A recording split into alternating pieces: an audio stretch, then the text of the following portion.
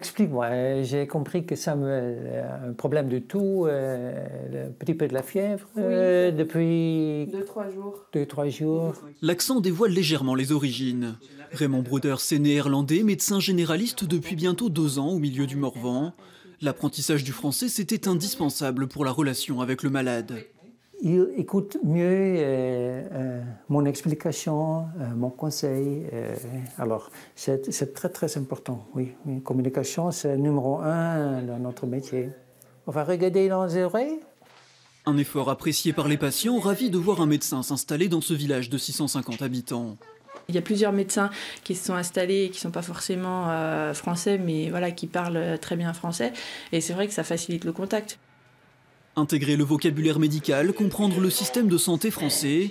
Pour accompagner les médecins étrangers, émigrés ou candidats au départ, un centre de formation a vu le jour à Saint-Honoré-les-Bains.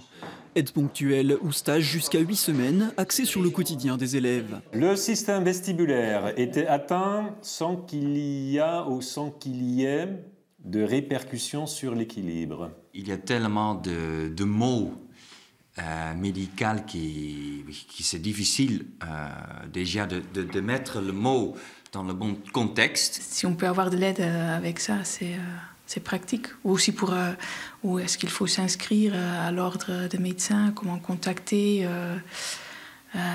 tout ce type de choses. Le centre accueille régulièrement des praticiens de toute l'Europe.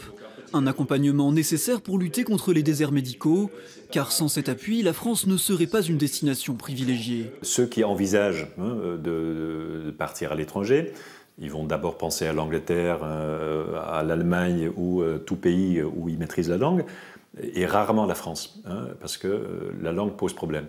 Depuis 7 ans, Martin et Lonneke ont déjà accompagné près d'une centaine de candidats venus s'installer partout en France.